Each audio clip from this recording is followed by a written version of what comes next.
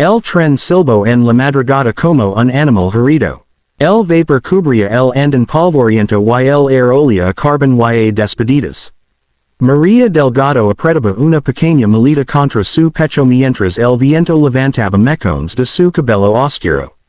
Había viajado 2 días escondiendo el miedo en su garganta, creyendo que al llegar a aquel pequeño pueblo fronterizo encontraría un nuevo comienzo. Pero cuando el revisor bajó del vagón y miró su billete, sus ojos se volvieron fríos. No puedes quedarte aquí, dijo con voz seca. María sintió que el mundo se inclinaba bajo sus pies. Como que no, este es el último tren, murmuró. El hombre negó con la cabeza.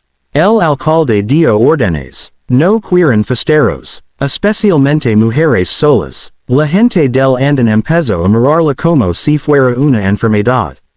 Un viejo escupió al suelo. 2 hombres rieron por lo bajo. El tren volvió a silbar. Sub otra vez o quedate en el desierto, gruñó el revisor. Pero el tren ya empezaba a moverse.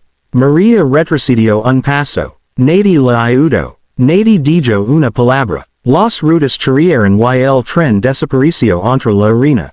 Y ella se quedó sola. El viento del desierto golpeaba las paredes de madera de la estación. El lugar parecía abandonado excepto por las miradas hostiles. Un hombre grande con sombrero gris se acercó. Las mujeres como tú traen problemas, dijo. María no respondió. Sentía el corazón martillando en su pecho. Entonces una voz grave surgió detrás de ella. Déjenla en paz. Las conversaciones se detuvieron. Las botas del hombre resonaron sobre la madera del andén. Era alto, de hombros ancos, con polvo en el abrigo y una barba de varios días. Un revólver descansaba en su cadera como si fuera parte de su cuerpo. Sus ojos eran claros y peligrosos. El hombre del sombrero gris frunció el ceño. No es asunto tuyo, Carter. Todo lo que pasa en este pueblo termina siendo asunto mío, respondió el cowboy con calma. El silencio se volvió pesado. El hombre gris escupió otra vez y se marchó murmurando. Poco a poco los demás también se alejaron. María se quedó temblando, sin saber si agradecer o correr. El cowboy se acercó lentamente. Te rechazaron, dijo sin preguntar. Ella asintió. No tengo a donde ir. El hombre la observó unos segundos que parecieron eternos. Entonces se inclinó un poco hacia ella y susurró algo que la dejó sin aliento. Mis gemelos necesitan una madre. María parpadeó. Que, escucha bien, dijo él en voz baja. No es una broma. Ella sintió un escalofrío recorrer su espalda. Ni siquiera sé tu nombre. Lucas Carter. Ese nombre provocó que un par de hombres en el andén levantaron la cabeza con inquietud. María lo notó. ¿Quién eres exactamente? Lucas no respondió de inmediato. Miró hacia el horizonte donde el tren había desaparecido. Un hombre con problemas, dijo finalmente. Luego tomó su maleta. Ven conmigo si quieres vivir. María dudó. Pero quedarse en ese lugar significaba algo peor que el desierto. Camino detrás de él. El pueblo era pequeño, polvoriento y silencioso. Las ventanas se cerraban cuando Lucas pasaba. Algunos hombres lo observaban con odio. No pareces muy querido, susurró María. No lo soy. ¿Por qué? Lucas no respondió. Caminaron hasta una casa solitaria en las afueras. Era una vieja cabaña de madera con un corral y un caballo atado. Dentro, 2 niños pequeños jugaban en el suelo. Eran idénticos. Cuando vieron a Lucas corrieron hacia él. Papá. Lucas se agachó y los abrazó. María sintió algo extraño en el pecho. Los niños miraron a la mujer con curiosidad. ¿Quién es ella? Preguntó uno. Lucas dudó un segundo. Tal vez. Su nueva mamá. María casi dejó salir la maleta. Oye. Espera, protestó. Pero los niños ya sonríen. Mamá. Ella levantó las manos nerviosa. No, no, no, yo no. Lucas hablo en voz baja. Necesitan a alguien. Su madre murió hace un año.